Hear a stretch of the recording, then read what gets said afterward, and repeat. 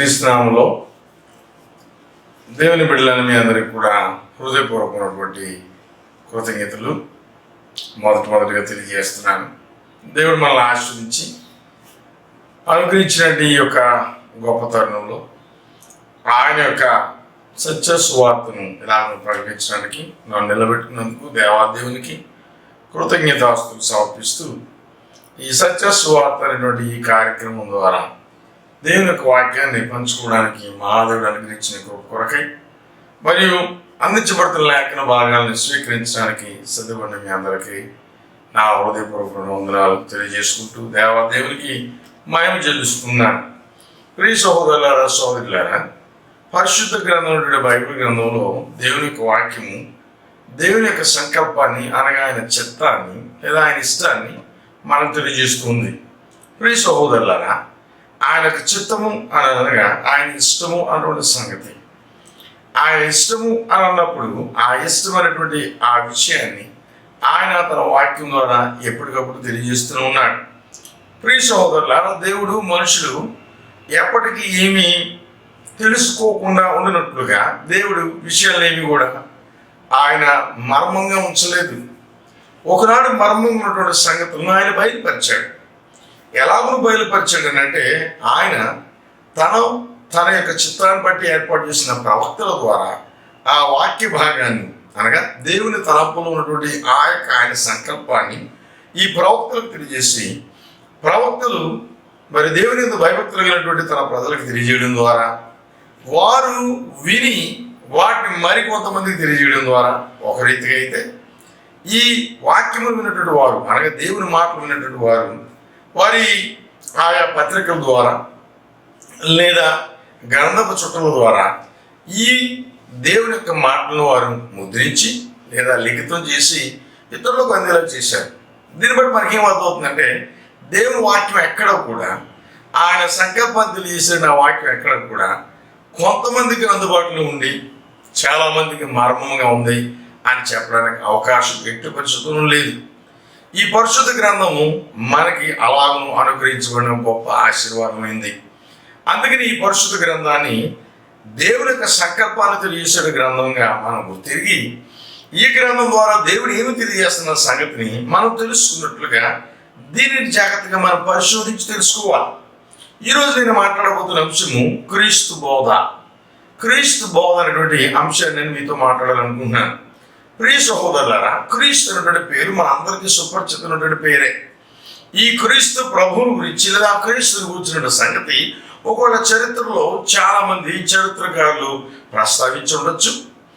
ఒకవేళ చరిత్రకారులు ప్రస్తావించిన సంగతి ఒకవేళ మనం పట్టించుకోకపోయినా ఈ తరం అంతా కూడా క్రీస్తు శకమని మనం పిలువబడుతున్నట్టుగా మనం చూసినప్పుడు క్రీస్తు ప్రభువుని గురించిన బోధ అంత సాధారణ బోధ ఏం కాదు. ఇది చాలా ప్రఖ్యాతి చెందినదే.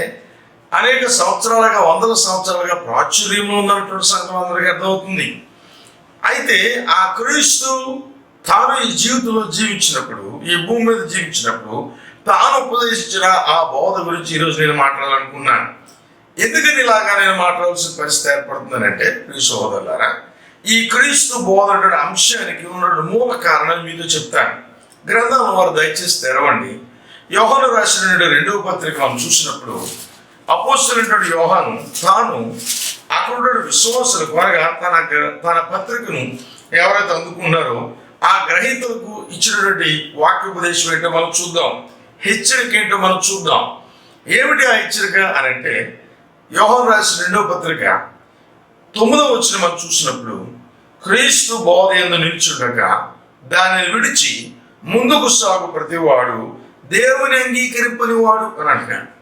క్రీస్తు బోధను విడిచి ముందుకు సాగు ప్రతివాడు దేవుని అంగీకరించడం లేదు అని అంటే, క్రీస్తు బోధకుని దేవునికి సంబంధాన్ని విపులంగా తెలియజేస్తూ, ఒకవేళ క్రీస్తు బోధను నువ్వు అంగీకరించకపోతే నీవు దేవుని అంగీకరించడం లేదు అంటాడు. సంగతిని తేటతలం చేశాడు.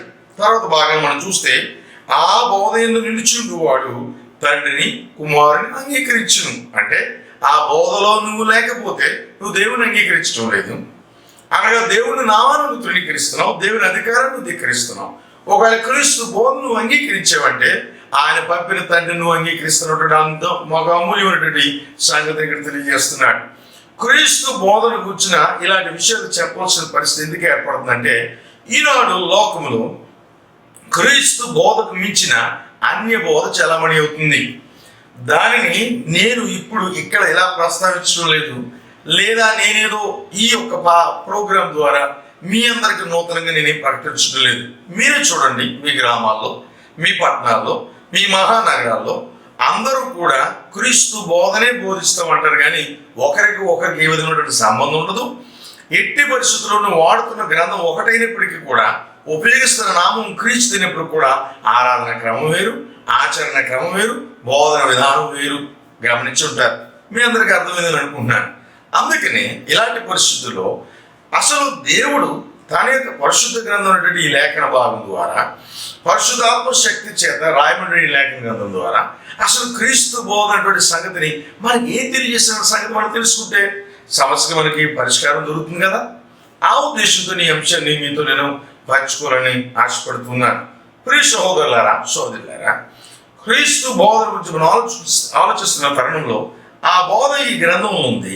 ఈ గ్రంథంలో రాయబడిన సంగతులు మనందరికీ అర్థం అవడానికి ఉద్దేశించి రాయబడినవి కనుక, మర్మంగా ఉండాలనేది దేవుని యొక్క ఉద్దేశం కాదు కనుక, రాయబడిన ఈ గ్రంథంలో సంగతులు మనం గ్రహించడానికి ప్రయత్నం చేయాలి. ఎప్పుడైతే మనం గ్రహించడానికి ప్రయత్నం చేయమో, అర్థం చేసుకోవడానికి ప్రయత్నం చేయమో, అవి మనకు అర్థం అవ్వవు. వాటిని మనం అర్థం చేసుకోవడానికి ప్రయత్నం చేయాలంటే వాటిని మనం పరిశోధించాలి. ఒక వచనం మనం చదువుదామా?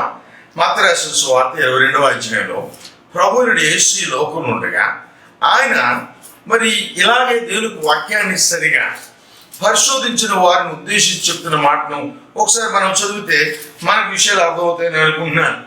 22వ అధ్యాయము మత్తయి రాసిన సువార్త 29వ వచనంలో, యేసు లేఖనములను కానీ దేవుని శక్తిని ఎరుగక మీరు పొరబడుచున్నారు. లేఖనాలను మీరు ఎరగడం లేదు కనుక పొరపాట్లు జరుగుతున్నాయి. క్రీస్తు బోధన గురించిన లేఖనాలు ఏం తెలియజేస్తున్నాయి అన్న సంగతి మనకు తెలియకపోవడం వల్లనే మనం పొరపాటు పడుతున్నాం. ఈ మాట నేను ఇక్కడ మాట్లాడుతూ మాత్రమే కాదు, యెషయా గ్రంథంలో 34వ అధ్యాయం 16వ వచనం మనం చూసినప్పుడు యెహోవా గ్రంథమును పరిశీలించి లేదా పరిశోధించి తెలుసుకోమనేటువంటి మాట మనం చూడగలుగుతాం. దాన్ని ఆనుకుని యోహాను సువార్తలో మరొక వచనం మనం చూసినట్లయితే ప్రభువారు కొంచెం దీన్ని విపులంగా మాట్లాడేట్టుగా మనకు అర్థమవుతుంది. యోహాను రాసిన సువార్త 5వ అధ్యాయం మనం చూసినప్పుడు, యోహాను రాసిన సువార్త 5వ అధ్యాయం 39వ వచనంలో ప్రభువు యేసు ఇలా మాట్లాడుతున్నాడు. లేఖనముల యందు మీకు నిత్యజీవము కలదని తలచుచు వాటిని పరిశోధించుచున్నారు అన్నప్పుడు కింద ఒకటని ఇంకేసి కింద ఫుట్ నోట్లో రాస్తున్నాడు, పరిశోధించుడి. లేఖనములను పరిశోధించాలి, లేఖనాన్ని పరిశోధించి తెలుసుకోవాలి. లేఖనములను పరిశోధించి నువ్వు తెలుసుకోకపోతే, ఆ లేఖనాన్ని నువ్వు గ్రహించకపోతే, నువ్వు ఎరగకపోవడం వల్ల, ఏమి దేవుని చిత్తాన్ని నువ్వు ఎరగకపోవడం వల్ల నువ్వు పొరపాటు పడతావు. ప్రభువు యేసు అంటాడు మత్తయి సువార్త 22వ అధ్యాయంలో మనం చూసాం కదా, మీరు లేఖనములను కానీ దాని శక్తిని కానీ ఎరుగక మీరు పొరపడుతున్నారు. లేఖనాలు ఎప్పుడైతే ఎరగమో దేవుని యొక్క సంకల్పాన్ని మనం ముందుగా గ్రహించలేకపోతూ ఉంటాం. ప్రియ సహోదరులారా, లేఖనాలు మనం ఎరిగిన వారంగా క్రీస్తుని బోధన గురించి లేఖనాలు ఏం తెలియజేస్తున్న సంగతి మనం చూద్దాం. మొదటిగా అసలు యేసుక్రీస్తు ప్రభు ఎవరన్న సంగతి మనం చదువుదాం. యోహాను రాసిన సువార్త 1వ అధ్యాయం మనం చూసినప్పుడు 1వ వచనంలో, ఆదియందు వాక్యముండెను, వాక్యము దేవుని యొద్ద ఉండెను, వాక్యము దేవుడైండెను అన్నటువంటి మాట మనం చూడగలుగుతున్నాం. ఆదియందు వాక్యం ఉన్నప్పుడు, ఆ వాక్యము దేవుడైనప్పుడు, ఆ వాక్యము దేవుడైనటువంటి సంగతి మనం చూస్తుండగా ఇదే అధ్యాయము 14వ వచనంలో, ఆ వాక్యము శరీరధారి అయి కృపా సత్య సంపూర్ణుడిగా మన మధ్య నివసించెను అనగా, ఈ గ్రంథకర్త ఏం చెప్తున్నాడంటే, ఆ వాక్యమైనటువంటి ఆ దేవుడు లేదా దేవుడే వాక్యమై ఉన్నటువంటి ఆ స్థితిలో ఆయన ఒకనాడు వాక్యము ఉన్నాడు, పరలోకములో తండ్రి యొక్క సమక్షంలో నిత్య నివాసి ఉన్నాడు. ఆయన దైవ స్వరూపమును విడిచిపెట్టి మానవ స్వరూపంతో ఈ లోకంలో జీవించాడు, మన మధ్య సాక్ష్యాన్ని పలుకుతున్నాడు. 1వ అధ్యాయం 14వ వచనంలో. దాన్ని మనం కొంచెం లోతుగా మనం చూసినట్లయితే 18వ వచనం మనం చూస్తే ఇక్కడ అన్నాడు కదా, ఎవడును ఎప్పుడైనాను తండ్రిని చూడలేదు, తన అద్వితీయ కుమారుడే అతని రొమ్మునున్నగా తండ్రి రొమ్మునున్న అద్వితీయ కుమారుడు ఆయనను బయలుపరచును అంటాడు మాట చెప్తున్నాడు. దీన్ని బట్టి మనకేమర్థమవుతుందంటే, యేసు క్రీస్తుని నామకరణం వహించినటువంటి దేవుని వాక్యం అని పిలువబడిన ఆ దేవుని కుమారుడు, ఆ దేవుడు అనగా పరలోక నివాసినటువంటి దేవుని కుమారుడు ఈ లోకమునకు శరీరధారిగా వచ్చాడు. వచ్చి తండ్రిని బయలుపరచినటువంటి సంగతిని మనం చూడగలుగుతున్నాం. ఈ ప్రభువుడు యేసుని గురించి చెప్పబడుతున్న సంగతులు మనం గమనించాలంటే ఒకసారి యోహాను సువార్తలోనే 10వ అధ్యాయం ఒకసారి మనం చదువుదాం. యోహాను సువార్త 10వ అధ్యాయము 35వ వచనం మనం చూసినట్లయితే దీనికి సంబంధించినటువంటి ఒక మాట ఈ సమయంలో మనం జ్ఞాపకం చేసుకుంటే మంచిది అని అనుకుంటున్నాను. 10వ అధ్యాయం 35వ వచనం అన్నాడు, లేఖనము నిరర్ధకము కానేరదు, దేవుని వాక్యం ఎవరికి వచ్చునో వారే దైవములని చెప్పినట్లా నేను దేవుని కుమారుడని చెప్పినందుకు తండ్రి ప్రతిష్ఠ చేసి ఈ లోకంలోనికి పంపిన వానితో నీవు దేవదోషం చేయించిన అని చెప్పుదురా. అంటే దేవుని యొక్క కుమారుడు అనేటువంటి తత్వము చాలా మంది గ్రహించలేకపోయారు. ఎందుకంటే నిర్గమకాండం 20వ అధ్యాయం ప్రకారం దేవుడు ఒక్కడే అన్నటువంటి మాట చెప్పబడుతుంది. దేవుడు ఒక్కడే అన్నప్పుడు నేను తప్ప వేరొక దేవుడు ఉండకూడదని సంగతి చెప్పినప్పుడు మరొక వ్యక్తి నేను దేవుడిని చెప్పుకుంటే ఆశ్చర్యుడు రావడంలో అది పెద్ద ఇబ్బందికరమైన పరిస్థితి కాదు, అది సహజం. ఎందుకంటే దేవుడు ఒక్కడైన వాక్యం చెప్తుంటే అదే వాక్యమును ఆధారం చేసుకుని మరొక వ్యక్తి వచ్చి నేను దేవుని కుమారుడు అని చెప్తే అది వాస్తవానికి ఈయన దేవుని కుమారుడు అటువంటి సంగతి ఈయన బయలుపరచుకోవడం కాదు, ఈయన చెప్పినటువంటి మాటల ద్వారా దేవుడే ఆయన బోధను స్థాపించి రుజువు చేసినట్టు మనం చూడగలుగుతాం. ఎలాగనంటే కొన్ని సందర్భాలు మనం చదువుదాం. మొట్టమొదటిగా మత్తయి సువార్త 3వ అధ్యాయం చూద్దాం. మత్తయి సువార్త 3వ అధ్యాయం చూసినప్పుడు 3వ అధ్యాయం 17వ వచనంలో అక్కడ యేసు ప్రభు బాప్తిస్మం పొందుతున్న సందర్భంలో ఎప్పుడైతే పరలోకము నుండి దేవుని యొక్క స్వరము వచ్చిందో, ఏమని ఈయన నా ప్రియ కుమారుడు ఈయన యందు నేను ఆనందించున్నాను మాట వచ్చిందో, అక్కడ ఒక రుజువుతో కూడినటువంటి ఒక సూచన కనబడుతుంది. ఏమిటి ఆ రుజువు? ఈయన దేవుని కుమారుడని. అంతకు మునిపెప్పుడు కూడా మరి దేవుని కుమారుడు చూసిన దాఖలాలు ప్రవక్తలకు తప్ప, లేదా ఎవరికైతే పరిశుద్ధాత్ముడు లేదా దేవాదేవుడు బయలుపరిచాడు దర్శనముల ద్వారా తప్ప, ఉదాహరణకి దానియేలు గ్రంథంలో తప్ప మరి ఎక్కడ కూడా దేవుని కుమారుడు ఆలోచించుకున్నటువంటి సంగతులు గ్రహించిన దాఖలాలు లేవు. అయితే ఈ ప్రత్యేకమైన సందర్భంలో దేవుడు తన కుమారుని రుజువు చేశాడు. రెండవదిగా మనం చూసినప్పుడు మత్తయి సువార్త 17వ అధ్యాయం 5వ వచనంలో యేసుక్రీస్తు రూపాంతరం పొందుతున్న సమయంలో ప్రభు ఒక్కడే లేడు. అక్కడ ప్రభుతో పాటుగా ఆయనతో పాటు సహచరులు లేదా దగ్గర ఉన్నటువంటి శిష్యులైనటువంటి పేతురు ఉన్నాడు, యోహాను ఉన్నాడు, యాకోబు ఉన్నాడు. వాళ్ళ ముగ్గురు సమక్షంలో వారితో పాటుగా మరి ధర్మశాస్త్రములకు మూలమైనటువంటి వ్యక్తి అయినటువంటి మోషే మరియు ప్రవక్తలలో హెచ్చరినటువంటి వ్యక్తి అయినటువంటి ఏలియా సమక్షములో పరలోకము నుండి ఆ యొక్క మేఘము నుండి స్వరం ఏమని వచ్చిందంటే ఈయన నా ప్రియ కుమారుడు ఈయన నేను ఆనందించున్నాను అని మాత్రమే కాదు, కొనసాగింపు ఏమని వచ్చిందంటే ఈయన మాట మీరు వినుడి అని.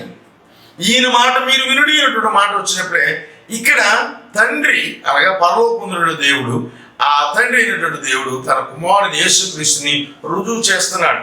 ఎట్టి పరిస్థితుల్లో క్రీస్తు ప్రభు పలికినటువంటి మాటలు తన సొంత మాటలు కాదు అని ఈయన రుజువు చేస్తున్నాడు. ఎలాగా? ఈయన నా ప్రియ కుమారుడు ఈయన మాట మీరు వినుడి. అంతేకాదు మత్తయి సువార్త 7వ అధ్యాయంలో మనం చూసినప్పుడు అధ్యాయం చివరి భాగంలో ఈయన మాటలు విని వాటి చొప్పున చేయి ప్రతివాడు అని ప్రభు కొండ మీద ప్రసంగం చేస్తూ చివరి మాటలు ఆయనే పలుకుతున్నాడు.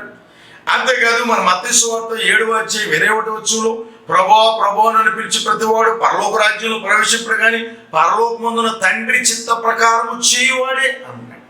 తండ్రి చిత్తం ఏంటి? ఆయన కుమారుడు యేసుక్రీస్తు ప్రభు మాట వినడం. ఈ మాటలు మనం గమనించినప్పుడు ఎట్టి పరిస్థితుల్లో క్రీస్తు ప్రభు ఎవరో తను తాను రుజువు చేసుకోవడానికి ప్రయత్నం చేసిన ఒక ప్రవక్తగా చూడడానికి మాత్రం అవకాశం లేదు. ఆయన దేవుని కుమారుడిగా ఈ లోకంలో తాను కనపరుచుకున్నాడు. అది ప్రభు అయినటువంటి దేవుడే దాన్ని రుజువుపరిచాడు. తద్వారా ఈయన యొక్క బోధ అధికారపూర్వకమైనది, ఈయన మాటలు అధికారపూర్వకమైనది. దీన్ని మనం గ్రహించడానికి మరికొన్ని వచనాలు చదువుదాం. యోహాను సువార్త 7వ అధ్యాయం. యోహాను సువార్త 7వ అధ్యాయం 16-17 వచనాలు. యోహాను సువార్త 7వ అధ్యాయము 16-17 వచనాలు ఇక్కడ అన్నాడు, అందుకు యేసు, నేను చేయు బోధ నాది కాదు. విన్నారా? మీరు గమనించాలి ఈ సంగతులు. ఆదియందు వాక్యం ఉండెను, వాక్యము దేవుని యొద్ద ఉండెను, వాక్యము దేవుడే ఉండెను, ఆ వాక్యము శరీరధారిగా కృపా సత్యపూర్తిగా మన మధ్య నివసించను. దేవుడు ఎన్నడూ ఎవరు చూడలేదు, అద్వితీయ కుమారుడే ఆయనను బయలుపరచినప్పుడు ఎట్టి పరిస్థితుల్లో వారి ఇరువురి మధ్య ఉన్నటువంటి ఆ సంబంధాన్ని మనం కాదనడానికి వీల్లేదు. మర్చిపోకండి, యోహాను పత్రిక 9వ వచనం ముందుగా మనం చదువుకోవడం కారణం అదే. ఎవరు కుమారుని అంగీకరిస్తారు, కుమారుని అంగీకరించిన వారు తండ్రిని అంగీకరిస్తారు. ఎవరు కుమారుని కాదని తిరస్కరిస్తారో వారు ఆయన పంపిన తండ్రిని తిరస్కరిస్తారు. బంధం మర్చిపోకండి. తర్వాత సంగతి మనం ఆలోచన చేస్తూ వారిద్దరి మధ్య ఉన్న బంధంతో బోధ కూర్చున్న అధికారాన్ని ఒకసారి మనం చదువుదాం. యోహాను సువార్త 7వ అధ్యాయంలో 16వ వచనం యేసు అంటున్నాడు, నేను చేయు బోధ నాది కాదు, నన్ను పంపిన వానిదే. ఎవడైనను ఆయన చిత్తము చొప్పున చేయి నిశ్చయించుకునేలా ఆ బోధ దేవుని వలన కలిగినదో లేక నా ఎంతట నేనే బోధించున్నానో వాడు తెలుసుకును. తనంతట తానే బోధించువాడు స్వకీయ మహిమను వెదుకును గాని తన్ను పంపిన వాని మహిమను వెదుకువాడు సత్యవంతుడు, ఆయనందు ఏ దుర్నీతియు లేదు. తన్ను పంపిన వాడు. యోహాను సువార్త 3వ అధ్యాయం 16వ వచనం మనందరికీ సుపరిచితమైన వచనమే. ఏమిటో వచనము? దేవుడు లోకమును ఎంతో ప్రేమించెను కాగా ఆయన తన అద్వితీయ కుమారునిగా పుట్టిన వాని విశ్వాసం ఇచ్చు ప్రతి వాడు నశింపక నిత్య జీవం పొందినట్లుగా ఆయనను అనుగ్రహించెను, దయచేశాడు. దీన్ని బట్టి మనకి ఏమవుతుందంటే తండ్రి కుమారుని పంపించాడు కనుక కుమారుడు అంటున్నాడు, నేను వచ్చి బోధించండి. ఈ బోధ అధికారపూర్వకమైనది, నా అంతట నేనే బోధించలేదు, నన్ను పంపిన వాడు ఏమైతే నన్ను చెప్పనుడో అదే చెప్పినటువంటి సంగతి.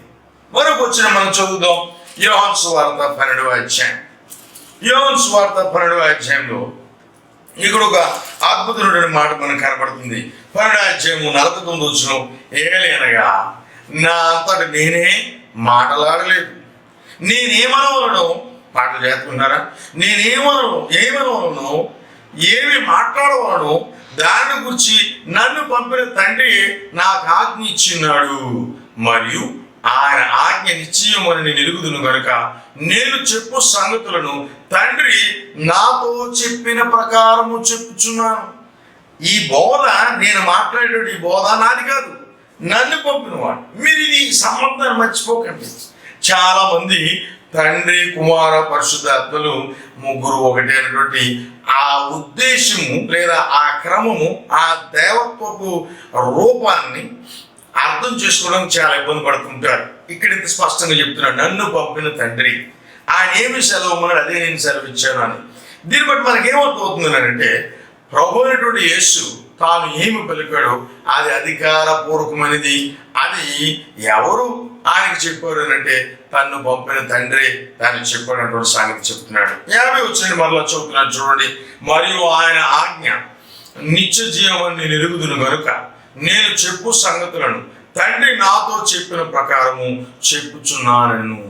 కనుక తండ్రి ఏమైతే చెప్పన్నాడు, ఎలాగైతే చెప్పన్నాడు ఆ ప్రకారమే నేను చెప్తున్నానటువంటి సంగతిని ఇక్కడ తెలియజేస్తున్నాను. కనుక ప్రియ సహోదరులారా, క్రీస్తు ప్రభు యొక్క బోధన గురించి మనం మాట్లాడుతున్నప్పుడు అది అత్యంత అధికారపూర్వకమైనది. ఆ క్రీస్తు బోధ మనం ఎట్టి పరిస్థితుల్లోని కూడా ఏమాత్రము చులకనగా ఎంచడానికి అవకాశం లేదు, లేదా దాన్ని ఏదో రీతిగా మనుషులు నచ్చినట్లుగా దాన్ని మరల్చుకోవడానికి అవకాశం లేదు. ఎందుకంటే తండ్రి దేవుడు ఆయన కుమారుని యేసును పంపించి తాను ఏం మాట్లాడవాలో అదే చెప్పాడు, ఆ ప్రకారమే జరిగించేట్టు మనం చూడగలుగుతున్నాం.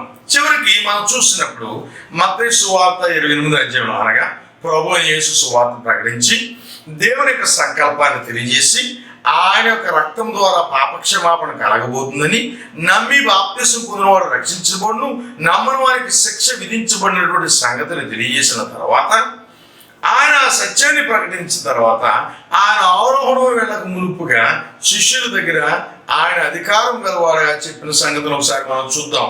మత్తయి సువార్త 28 మనం చూసినప్పుడు ఈ బోధ అనగా క్రీస్తు బోధ ఎంత అధికారపూర్వకమైనటువంటి సంగతి మనకు అర్థమవుతుంది. మత్తయి సువార్త 28 ఆయన శిష్యుల దగ్గర నిలబడి మాట్లాడుతూ ఏమన్నాడు చూడండి.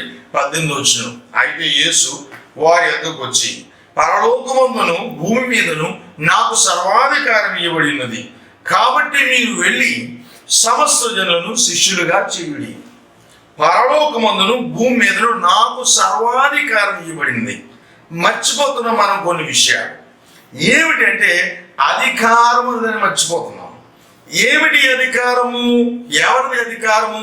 దేవుడు సర్వాధికారి అన్నటువంటి సంగతి ఎట్టి పరిస్థితులను కూడా మనము నామమాత్రంగా ఎంచడానికి ప్రయత్నం చేయొద్దు. ప్రియ సోదరులారా, సోదరులారా, నీవు చూస్తున్న సర్వ విశ్వము, నువ్వు చూస్తున్న భూమండలం, నువ్వు చూస్తున్న సూర్యుడు, నువ్వు చూస్తున్న చంద్రుడు, ఇవన్నీ కూడా మనుషులకు ఎంతో ఆశ్చర్యం కలిగించేది ఈ గొప్ప ప్రకృతి అంతా కూడా మహాదేవుడు మన సృష్టికర్త అయిన దేవాదేవుని ఒక్కొక్క మాట వలన సృష్టించబడ్డాయి. దేవుడు నియమించిన కాలంలో ఇవన్నీ జరిగినాయి. మనకు వివరించబడిన రీతి మనం చూస్తే మోషే ధర్మశాస్త్ర ప్రకారం 6 దినాల్లో దేవుడు ఈ అద్భుతమైన సృష్టిని జరిగించాడు తన వాక్కు చేత. అంత శక్తి కలిగిన దేవుడు, అంత గొప్ప నిర్మాణకుడైన దేవుడు, నిన్ను నన్ను సృజించిన ఆ గొప్ప నిర్మాణకుడు తాను చెప్తున్నటువంటి మాటలు మనం చూసినప్పుడు ఆయన ఎంత అధికారము గలవాడుగా అవి ఆజ్ఞాపించగా అవి జరిగినాయి. ఎలాగా? దేవుడు వెలుగు కమ్మని పలుకగా, అనగా ఆయన ఆజ్ఞాపించగా, ఆయన సెలవు ఇవ్వగా, ఆయన మాటకున్న శక్తి ఏంటి? వెంటనే వెలుగు కలిగిను. వింటున్నారా? అదే ఆయనకున్న అధికారం. ఆ అధికారము తన కుమారుడిని యేసుకు ఇవ్వబడింది. ఆ కుమారుడిని యేసు తాను కలిగి ఉన్న అధికారం ఏంటంటే మత్తయి సువార్తలో మనం చూడబడుతున్నాం, పాపమును క్షమించే అధికారం ఉంది. ఏమిటి అధికారము? యేసుక్రీస్తు నామమున పాప క్షమాపణ. ఈ అధికారం ఆయనకి ఇచ్చాడు. ఈ అధికారం మరి ఎవరికి ఇచ్చినట్టుగా మనకి ఎక్కడ కూడా దేవుని యొక్క వాక్యం తెలియజేయబడలేదు. మత్తయి సువార్త 9 మనం చూసినప్పుడు ఇక్కడ అన్నాడు, 9 5 నీ పాపములు క్షమించబడినవని చెప్పుడు సులభమా, లేచి నడువమని చెప్పుడు సులభమా?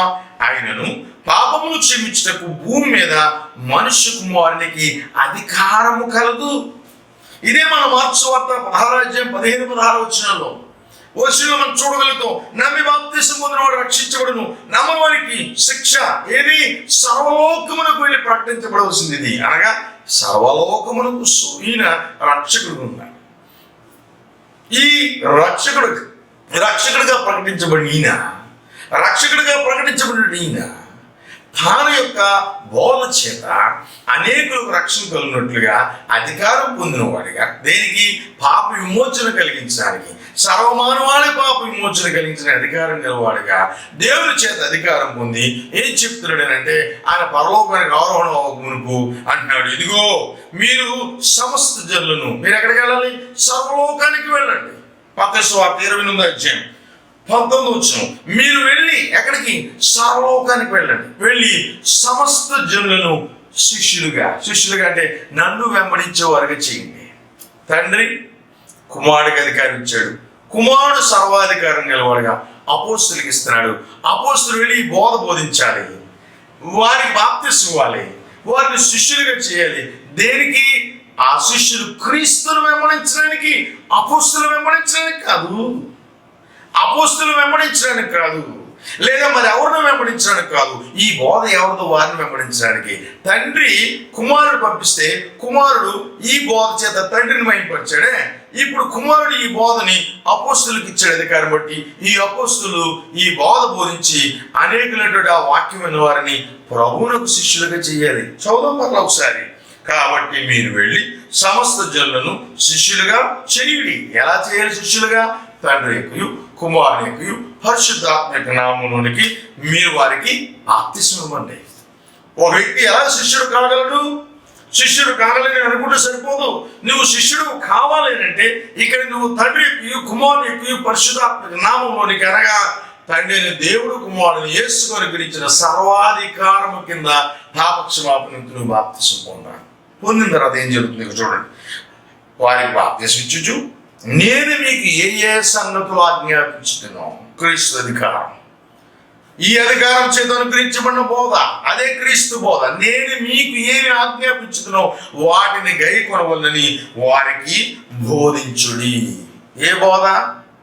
ఏదైతే తండ్రి కుమారుడికి ఇచ్చాడో, ఏదైతే కుమారుడు అపోస్తలుకి ఇచ్చాడో, ఆ అపోస్తలు శిష్యులకి బోధిస్తారో, ఎవరైతే శిష్యులు కావడానికి గాను ఆ వాక్యానికి ఇదే చూపిస్తారో ఆ బోధ, ఏదైతే యేసుక్రీస్తు ప్రభు వారికి అనగా అపోస్తలుకు అనుగ్రహించాడో ఆ బోధ, దాన్ని బోధించండి అన్నాడు. ఇంకేమీ కాదు, దాన్నే బోధించమన్నాడు. మరి ఆ ప్రకారం జరిగిందా? జరిగింది కదా. చూడండి, అపోస్తలుల గారి 2వ అధ్యాయంలో జరిగింది అదే కాదు ఒకసారి వెరిఫై చేసుకుందాం. అవును, ఆ ప్రకారం జరిగిందిలో చూద్దాం. అపోస్తలుల కార్యములు మనం చూసినప్పుడు పెంతెకొస్తు పండుగ దినాన్ని అనేకమైనటువంటి యూదులు పెంతెకొస్తు పండుగ ఆచరించడానికి వచ్చినప్పుడు అక్కడ పరిశుద్ధాత్మ వారి మీద కుమ్మరించబడగా ఆ 12 మంది అపోస్తలులు కూడా పరిశుద్ధాత్మతో నిండిన వారే. ఆత్మ వారికి వాక్శక్తి అనుగ్రహించిన కొలది భాషలతో మాట్లాడటం మొదలుపెట్టారు. అక్కడ ఉన్న వారందరూ కూడా విభ్రాంతి చెందారు. అప్పుడు అపోస్తలుడు పేతురు నిలబడి మాట్లాడుతున్నాడు, మీరు సిలువ వేసిన ఈ యేసునే దేవుడు ప్రభువుగా క్రీస్తుగా నియమించను, ఇది ఇశ్రాయేలు వంశమంతయు రూఢిగా తెలుసుకోవాలన్నప్పుడు ఆ పేతురు యొక్క వాక్యము, అపోస్తలుల యొక్క వాక్యము, క్రీస్తు సువార్త ప్రకటించుకున్నప్పుడు వారందరూ కూడా హృదయాల్లో పొడవబడి, అయినారా మేమేమి చేయాలి, మేము బహు పాతగాను కట్టుకున్నాం, ఘోరమైనటువంటి పాపం చేసాం, అయ్యో రక్షకుడైనటువంటి మెస్సీను ప్రవక్తల ద్వారా ప్రవచించబడిన ఆ యొక్క మార్గ నిర్దేశకుని మేము చెప్పామా అని చెప్పి వారు హృదయంలో పొడబడి ఏడిస్తే వారు అరిచినటువంటి ఆ ప్రశ్నకు లేదా ఆర్తనాదానికి సమాధానంగా మీలో ప్రతి వాడును పాపక్షమాపణ నిమిత్తము యేసుక్రీస్తు నామమున బాప్తిసం పొందండి అన్నాడు. అదిగో బాప్తిసం పొందారు. ఆ పొందిన వారు ఏం చేస్తున్నారు చూడండి. 2వ అధ్యాయం 41 వచనం అపోస్తలుల కార్యం. కాబట్టి అతని వాక్యం అంగీకరించిన వారు ఎవరు? ఇక్కడ పేతురు నిలబడి మాట్లాడుతున్నాడు. ఎవరి పేతురు? ఇదిగో యేసుక్రీస్తు ప్రభు చేత అధికారం పొంది యేసు ప్రభు ఆరోహణ వేళకు మునుపు పరలోకమునకు చేర్చుకోబడక మునుపు ఏదైతే అధికారాన్ని అపోస్తలులకు ఇచ్చి మీరు వెళ్ళి సమస్త జనులను శిష్యులుగా చేయడి, నేను మీకు ఏ సంగతులు ఆజ్ఞాపించుతున్నో వాటిని వారికి బోధించునన్నాడు. అదే బోధించారు. యేసుక్రీస్తు ప్రభు దేవుని కుమారుడు. యేసుక్రీస్తు ప్రభు చనిపోలేదు, ఆ చనిపోయి సమాధి చేయబడి పునరుద్ధానం తిరిగి లేచాడు. మరణం ఆయనను బంధించుడు అసాధ్యం కనుక దేవుడు మరణ వేదన తొలగించాడు, తిరిగి లేపినటువంటి సత్యము ఆయనలో నిత్య జీవమున్నటువంటి సంగతి ప్రకటించారు. అతను వాక్యం అంగీకరించిన వారు మారుమనసు పొంది పాపక్షమాపణతో బాప్తిసం పొందారు. పొంది ఏం చేస్తారో చూడండి. కాబట్టి అతను వాక్యం అంగీకరించిన వారు బాప్తిసం పొందిరి. ఆ దినము ఇంచుమించు 3000 మంది చేర్చబడి వీరు అపోస్తలుల బోధ యందును. ఏ బోధలో ఉన్నారట? అపోస్తలుల బోధ. అపోస్తలుకి బోధ ఎవరిచ్చారు? వారిని ఏర్పాటు చేసినట్టు క్రీస్తు ఇచ్చాడు. గమనిస్తున్నారా? క్రీస్తు బోధ, క్రీస్తు బోధ తండ్రి దేవుని చేత అధికారం పొందినది. ఎందుకంటే క్రీస్తు ప్రభు తండ్రి దేవుని చేత పంపించబడిన దేవుని కుమారుడు. ఆయన సువార్త ప్రకటన చేస్తూ తనకు శిష్యులను ఏర్పాటు చేసుకుని వారిలో 12 మంది అపోస్తలులను ఏర్పాటు చేసి పంపబడిన వారిగా, అధికారంతో పంపబడిన వారిగా వారికి దేవుని వాక్యాన్ని అప్పగించి వారిని పంపించాడు. ఆ బోధ ప్రకారం ఏర్పరచబడింది క్రీస్తు ప్రభు సంఘం. ఆ బోధ ప్రకారం కొనసాగుతుంది క్రీస్తు ప్రభు సంఘం. కానీ ఈరోజు క్రీస్తు బోధను ఆనుకునే మనం జీవించాలి. ఎందుకంటే చదువుదాం మరల యోహాను పత్రిక 9వ వచనం. క్రీస్తు బోధ నిలిచిండక దాన్ని విడిచి ముందుకు సాగు ప్రతివాడు. నువ్వు ఆ బోధలోనే ఉండాలి. క్రీస్తు బోధనకి అపోస్తలులు ఏం బోధించారు అదే. ఆ బోధన విడిచి ముందుకు వెళ్ళకూడదు. ఆ బోధ నువ్వు అంగీకరించట్లేదంటే నువ్వు క్రీస్తుని అంగీకరించట్లేదు, ఆయన పంపిన తండ్రిని అంగీకరించలేదు. కనుక ప్రియ సోదరులారా, క్రీస్తు బోధను మనం అంగీకరించి ఎవరైతే దేవుని యొక్క మాట చేత ఏర్పరచబడినటువంటి వారుగా ఈ లోకంలో క్రీస్తు వార్తను ప్రకటిస్తున్నారో ఆ సువార్త వాక్యము లేఖనానుసారంగా ఉందో లేదో మనం పరిశోధించి మనం దాన్ని వెంబడించడానికి ప్రయత్నం చేద్దాం. బెరయ పట్టణస్తులు ఉన్నారు. వారు అలాగూ దేవుని యొక్క వాక్యాన్ని బోధించబడుతుండగా వారు పరిశోధించి తెలుసుకుని అలా ఉందో లేదో గమనించిన తర్వాత దాన్ని వెంబడించాడు. మీరు కూడా ఈ వాక్యం వింటున్న వారు క్రీస్తు బోధ అనగా ఏమిటో ఇప్పుడు ఇంతవరకు నేను బోధించిన ఆ మాటల ద్వారా లేఖనానుసారంగా ఉందో లేదో మీరు పరిశోధించి తెలుసుకుని గమనించాలని హృదయపూర్వకంగా కోరుకుంటూ ఈ వాక్యం చేత మిమ్మల్ని మీరు క్రీస్తుని కూర్చున్న అనుభవ జ్ఞానంలో మీరు అభివృద్ధి పొందాలని కోరుకుంటూ సెలవు తీసుకున్నాను. మీ అందరికీ వందనాలు.